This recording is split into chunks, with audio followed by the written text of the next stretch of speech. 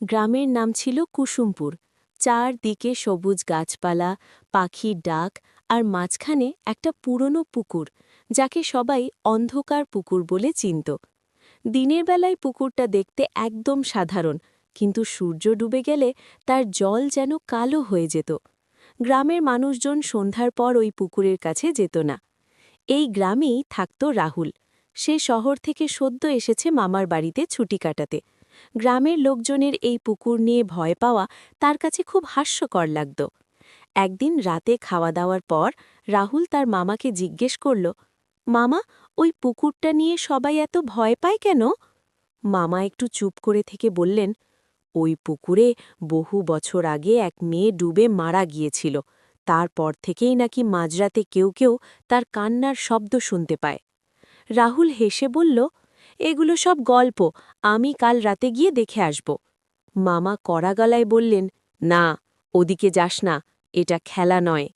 কিন্তু রাহুলের মনে কৌতূহল আরও বেড়ে গেল। পরের দিন রাত 12টার দিকে সবাই যখন ঘুমিয়ে পড়েছে, রাহুল চুপচাপ দরজা খুলে বেরিয়ে পড়ল। আকাশে পূর্ণিমার চাঁদ, কিন্তু পুকুরের দিকে যাওয়ার পথটা অদ্ভুতভাবে অন্ধকার। পুকুরের কাছে পৌঁছতেই তার শরীর কেমন ঠান্ডা হয়ে গেল। বাতাস যেন হঠাৎ থেমে গেছে। চারপাশে একদম নিস্তব্ধতা। হঠাৎ, কে মাছো? একটা মেয়েলি কণ্ঠস্বর ভেসে এলো। রাহুল থমকে গেল। তার বুক ধরফর করতে লাগল।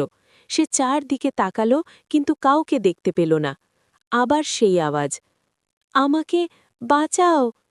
এইবার শব্দটা পুকুরের দিক থেকেই আসছে। রাহুল ধীরে ধীরে পুকুরের ধারে এগিয়ে গেল। জলের দিকে তাকাতেই সে দেখল পানির ভেতরে একটা সাদা শাড়ি পরা মেয়ে দাঁড়িয়ে আছে। তার মুখটা অস্পষ্ট, কিন্তু চোখ দুটো জ্বলজ্বল করছে। রাহুল ভয়ে কাঁপতে কাঁপতে বলল, কে তুমি? মেয়েটা ধীরে ধীরে মাথা তুলল। তার মুখে এক অদ্ভুত হাসি। আমি এখানেই থাকি। হঠাৎ জলের ভেতর থেকে তার হাত বেরিয়ে এলো, লম্বা, অস্বাভাবিক লম্বা। সে হাত বাড়িয়ে বলল, আমাকে তুলে নাও, আমি ঠান্ডায় কাঁপছি। রাহুল যেন মন্ত্রমুগ্ধ হয়ে গেল। সে ধীরে ধীরে হাত বাড়াতে লাগল। ঠিক তখনই তার কানে মামার কথা ভেসে উঠল, ওদিকে যাস না। রাহুল হঠাৎ নিজের হাত থামিয়ে নিল। সেই মুহূর্তেই মেয়েটার মুখ বদলে গেল। তার চোখ লাল হয়ে উঠল, আর মুখটা ভয়ঙ্কর রূপ নিল। কেন থামলে? তার গলা কর্কশ হয়ে উঠল। পুকুরের জল হঠাৎ ঢেউ তুলতে লাগল। চারপাশে ঠান্ডা বাতাস বইতে শুরু করল। রাহুল পেছাতে লাগল, কিন্তু হঠাৎ সে অনুভব করল কেউ তার পা ধরে টানছে। নিচে তাকিয়ে সে দেখল জল থেকে আরও কয়েকটা হাত বেরিয়ে এসে তার পা আঁকড়ে ধরেছে। আমাদের সাথে থাকো। অনেকগুলো কণ্ঠ একসাথে ফিসফিস করে উঠল। রাহুল চিৎকার করে উঠল, বাঁচাও! সে প্রাণপণে নিজের পা ছাড়ানোর চেষ্টা করতে লাগল। হঠাৎ তার হাতের কাছে একটা শুকনো ডাল পড়েছিল। সেটা তুলেই সে জোরে জোরে হাতগুলোর ওপর আঘাত করতে লাগল। কিছুক্ষণ পর সেই হাতগুলো ধীরে ধীরে ঢিলে হয়ে গেল। সুযোগ পেয়ে রাহুল দৌড়ে পালালো। সে পিছনে তাকানোর সাহস পেল না।